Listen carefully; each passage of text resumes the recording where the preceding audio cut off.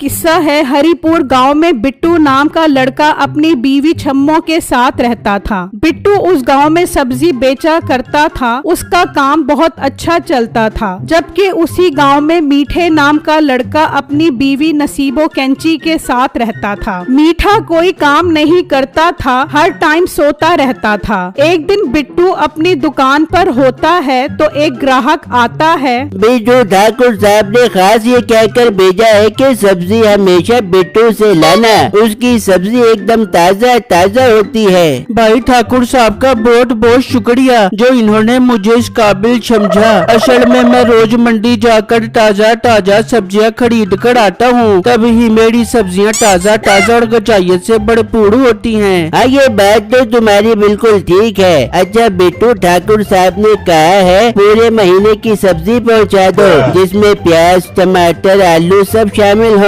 ठीक है भाई, आप बेफिक्र होकर जाओ, मैं शाम में ही ये सारी सब्जियां लेकर ठाकुर साहब की खिदमत में हाजिर हो जाऊंगा। ठीक है बिट्टू, मैं अब चलता हूँ, मैंने आगे और सामान भी लेना है। ये कहकर वो वहाँ से चला जाता है। जबकि दूसरी तरफ मीठा सो रहा होता है तो नसीबो वहाँ पर आती है। मीठे उठ जा, क्या तू हर टाइम सोता रहता है? उठ गया हूँ मोटी नाक वाली औरत, एक तो तूने मेरा सोना हराम कर दिया है, ठीक से सोने भी नहीं देती। बता क्या काम है, क्यों उठाया है मुझे? मीठे सूरज चढ़ गया, खाना बनाना है, जाके बाजार से गोश्त लेके आ जा। गोश्त का तो तू ऐसे बोल रही है जैसे तेरी अम्मा ने बकरा जहेज में दिया था। मेरे पास इतने पैसे नहीं है जो गोश्त लेकर आऊँ। मेरी तो किस्मत ही खराब है जो मेरी अम्मा ने तुझ जैसे वेले इंसान को मेरे मत्थे मार दिया। अच्छा, जाकर सब्जी लेकर आ जा। फिर मीठा घर से निकलता है और सब्जी लेने बिट्टू की दुकान पर आ जाता है। बिट्टू सुनाओ, कैसा चल रहा है तुम्हारा सब्जी का काम? मीठे भाई अल्लाह का शुक्र है, बहुत अच्छा चल रहा है। मैं अपने काम से बहुत खुश हूँ। खैर आप बताएं मीठे भाई, आपको कौन सी सब्जी चाहिए? बिट्टू 1 किलो प्याज और आधा किलो बैंगन दे दो। मीठे भाई बड़ी माजरत के साथ बैंगन तो आपको मिल जाएंगे, पर प्याज खत्म हो गई है। और मोटे पेट वाले गेंडे, सामने प्याज पड़ी है, क्या तू अंधा हो गया है जो प्याज नजर नहीं आ रही? मीठे भाई जरा तमीज से बात करें, ये प्याज बिक चुकी है। ठाकुर साहब ने पहले ही प्याज का बोल दिया था, ये प्याज उनको देनी है। हाँ, बैंगन चाहिए तो वो बताएं, वो मैं दे देता हूँ। मोटे अपने बैंगन अपने पास रख, मुझे तुझसे कुछ नहीं लेना। मीठा गुस्से में वहाँ से चला जाता है और घर आ जाता है। मीठे ये क्या तू खाली हाथ क्यों आके, और सब्जी कहाँ पर है? फिर मीठा नसीबो कैंची को सारी बात बताता है कि बिट्टू ने प्याज क्यों नहीं दी। ये मोटा बिट्टू तो बहुत बदतमीज है। मीठे से कोई अच्छा सबक सिखा के ये याद रख बेबे, इसने हमें प्याज न दे के अच्छा नहीं किया। मीठे ले इसे घुटनों पर, ताकि इसे पता चले कि हमसे पंगा लेना अच्छा नहीं है। पर बेगम इसे कैसे सबक सिखाया जाए, मुझे तो कुछ समझ नहीं आ रही, तू ही मशवरा दे।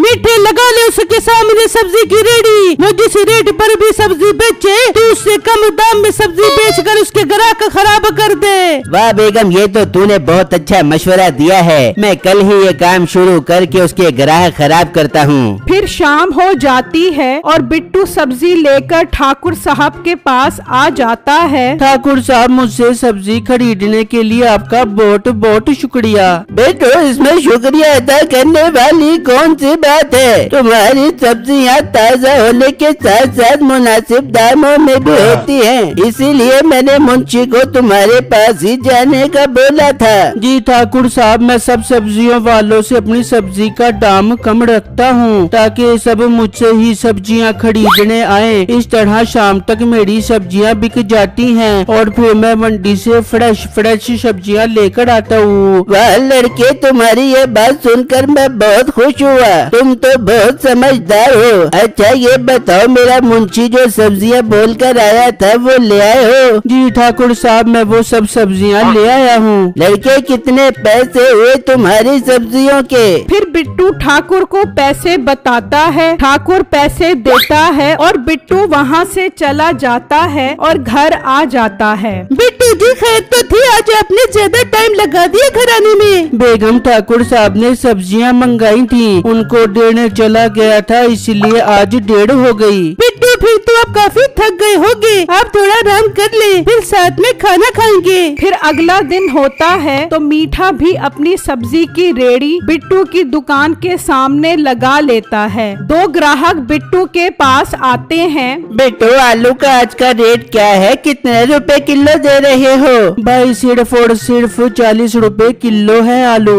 मीठा बिट्टू का ये रेट सुनकर बोल पड़ता है, ले जाओ मोटे मोटे आलू, वो भी 20 रुपए किलो में ले जाओ। मेरी सब्जी सबसे अच्छी और सबसे सस्ती, आ जाओ आकर ले जाओ। मीठे का ये रेट सुनकर बिट्टू हैरान हो जाता है और वो ग्राहक भी मीठे के पास आ जाते हैं। वाह भाई, आपके रेट तो बिट्टू से काफी कम है। हाँ भाई, मैं सब्जी में बहुत कम मजदूरी रखता हूँ, वो मोटा तो एक नंबर का बेईमान है। हाँ भाई, आप सही कह रहे हो। अच्छा, आपके दाम इतने कम है तो इसका फायदा उठाना चाहिए, 3 किलो आलू दे दो। फिर वो ग्राहक आलू लेकर चले जाते हैं। इस तरह जो भी ग्राहक बिट्टू के पास आता है, मीठा कम रेट की आवाज लगाकर उन्हें अपने पास बुला लेता है। इस तरह शाम हो जाती है। मीठे की सारी सब्जियां बिक जाती हैं, पर बिट्टू की कोई सब्जी नहीं बिकती। ये मीठा भाई अच्छा नहीं कर रहा, ये इतने कम दाम में सब्जियां बेचकर मेरे ग्राहक खराब कर रहा है। बिट्टू उदास परेशान घर आ जाता है। बिट्टू आप परेशान लग रहे हो, सब ठीक तो है ना?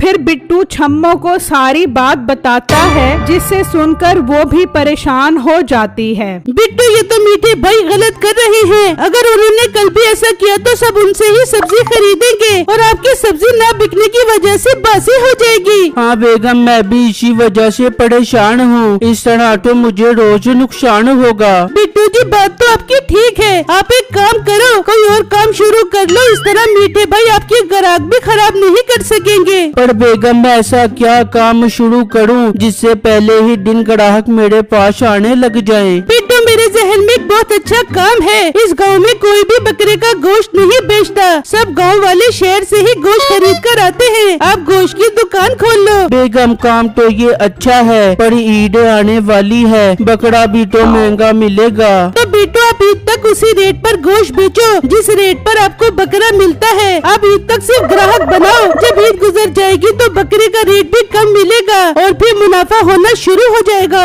बिट्टू को छम्मो का ये मशवरा बहुत अच्छा लगता है। दूसरी तरफ मीठा सब्जी बेचकर घर आ जाता है। सुना मीठे, कैसा आज का दिन है? बेगम, सब्जियां तो सारी बिक गई, पर रेट कम करने के चक्कर में नुकसान ही हुआ है। कुछ नहीं होता मीठे, कुछ दिन नुकसान कर ले, कम से कम उस मोटे बिट्टू की अकल तो ठिकाने लग जाएगी। फिर अगला दिन होता है। बिट्टू मंडी से एक बकरा लेकर आता है और गोश्त की दुकान खोल लेता है। बिट्टू 1000 रुपए किलो गोश्त बेचता है। मुनासिब रेट देखकर ग्राहक बिट्टू के पास आना शुरू हो जाते हैं। इस मोटे ने तो गोश्त की दुकान खोलकर अच्छा किया, अब मैं सब्जियां महंगी बेचकर अच्छा मुनाफा कमाऊंगा। फिर जो ग्राहक भी मीठे के पास आता, उसकी सब्जी का महंगा रेट सुनकर चला जाता। फिर शाम हो जाती है। बिट्टू का सारा गोश्त बिक जाता है, जबकि महंगी सब्जी बेचने की वजह से मीठे की सब्जी नहीं बिकती। वो परेशान घर आ जाता है। सुना मीठे, आयुष मोटे की अकल ठिकाने पर। बेगम, उसकी अकल ठिकाने नहीं, इस बार हमारी अकल ठिकाने लग गई। उस बिट्टू ने गोश्त की दुकान खोल ली और मैं सब्जी में मुनाफा कमाने के चक्करों में मारा गया। कोई भी ग्राहक मुझसे सब्जी नहीं ले रहा। तो मीठे, खोल ले, तू भी गोश्त की दुकान खोल ले। बेगम, ईद सर पर है, बकरों के रेट बहुत ज्यादा हैं। वो मोटा जिस रेट पर गोश्त बेच रहा है, अगर उससे 1 रुपया भी कम किया तो बहुत नुकसान होगा। मीठे, मेरी जाड़ के टोटे मेरे होते हुए परेशान क्यों होता है? मेरे जाड़ में कमाल का आइडिया रहे। तो बेगम, देर किस बात की, जल्दी बता वो आइडिया। फिर नसीबो उसे वो आइडिया बताती है, जिससे सुनकर मीठा बहुत खुश हो जाता है। फिर अगला दिन होता है। मीठा भी गोश्त की दुकान खोल लेता है। ये मीठा भाई फिर मुझे परेशान करने आ गया और 800 रुपए किलो गोश्त बेच रहा है। मीठे का कम रेट देखकर सब ग्राहक मीठे के पास जाने लग जाते हैं। बिट्टू परेशान ये सब देख रहा होता है।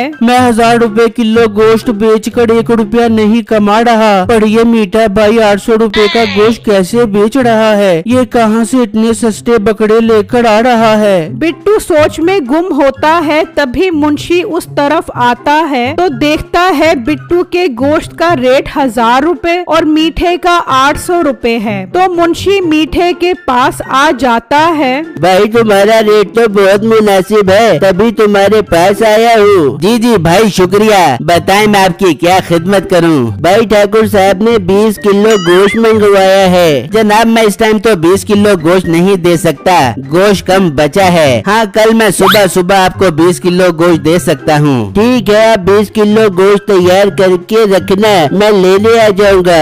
ये कहकर मुंशी वहाँ से जाने लगता है। भाई मेरे पास जो आए, मैंने आपसे एक जरूरी बात करनी है। तो मुंशी आ जाता है। भाई आज आपने मुझसे गोश्त नहीं लिया। बेटो ठाकुर साहब ने मुझे बोला था जहाँ से कम रेट मिले वहाँ से गोश्त लाना। भाई वो तो आपकी बात ठीक है, मैं 1000 रुपए किलो गोश्त बेचकर 1 रुपया नहीं कमा रहा, तो ये मीठा 800 रुपए का गोश्त बेचकर कैसे पैसे कमा रहा है। भाई जरूर मुझे कुछ दाल में काला लग रहा है। बेटू तुम्हारी ये बात सुनकर मुझे भी थोड़ा थोड़ा शक हो रहा है। वैसे मीठे ने 20 किलो गोश्त कल देना है। एक काम करते हैं, इस पर नजर रखते हैं कि ये बकरा कहाँ से लाता है। मीठा गोश्त बेचकर घर की तरफ निकल पड़ता है। बिट्टू और मुंशी भी उसके पीछे जाते हैं। मीठा घर पहुंच जाता है। वाह मीठे, आज तो तू बहुत जल्दी सारा गोश्त बेच के आ गया। बस बेगम गोश्त का रेट ही मोटे बिट्टू से कम रखा है, इसलिए सारे ग्राहक ही मेरे पास आते हैं। पर बेगम एक मसला है, सुबह ठाकुर को 20 किलो गोश्त देना है, टाइम कम है। अब हम दूसरे गांव जाकर बकरा चोरी करेंगे तो उसमें काफी टाइम लग जाएगा। ये सब बातें बिट्टू और मुंशी छुपे सुन रहे होते हैं। मीठे इसका हल भी है मेरे पास। कल्लू जो लल्ला सुपारी की झुग्गी के साथ रहता है, वो रात में अपना बकरा घर के बाहर बांधता है। हम आज रात में जाके उसे चोरी करके आ जाएंगे। बिट्टू और मुंशी हैरान खड़े सब सुन रहे होते हैं। देखो भाई मैंने कहा था ना, मुझे दाल में कुछ काला लग रहा है। हाँ बिट्टू तुम ठीक बोल रहे थे, इन्हें अब हमें रंगे हाथों पकड़ना होगा। भाई हम एक काम करते हैं, ठाकुर साहब को ये सब बता देते हैं। ये जब बकरे चोरी करेगा तो ठाकुर साहब इसे अपनी आंखों से देख लेंगे। फिर बिट्टू और मुंशी वहाँ से चले जाते हैं और ठाकुर साहब को सारी बातें बताते हैं। ये सुनकर ठाकुर को बहुत गुस्सा आता है। फिर जब रात होती है, नसीबो और मीठा घर से निकलते हैं और कालू के घर पहुँच जाते हैं। वाह बेगम तूने तो ठीक कहा था, ये बकरा तो सच में बाहर बंधा है। फिर वो बकरा लेकर वहाँ से जा रहे होते हैं तो ठाकुर गांव वालों के साथ आ जाता है। अच्छा तो मीठे तू गांव में लोगों के बकरे चोरी करके उनका गोश्त बेचता है। नहीं नहीं ठाकुर साहब, ये बकरा पेट में दर्द की वजह से बै बै बै कर रहा था, मैं इसे वॉक करवाने जा रहा था। ओ मनुष्य इंसानों, मुझे सब पता लग गया है, ये बकरा बै बै बै करे या न करे, अब तुम दोनों दर्द से हाय जरूर करोगे। फिर ठाकुर उन दोनों को उल्टा लटका देता है। ये दोनों अब जब तक यहाँ लटके रहेंगे, जब तक ये अपनी हरकतों से तौबा न कर ले। और हाँ बिट्टू, अब से तुम इस गांव में गोश्त बेचा करोगे, और वो भी 1200 रुपए किलो, ताकि तुम गोश्त से कुछ मुनाफा कमा सको। ये सुनकर बिट्टू बहुत खुश हो जाता है और अगले दिन से ही 1200 रुपए किलो गोश्त बेचता है। लोग भी उससे गोश्त लेना शुरू कर देते हैं।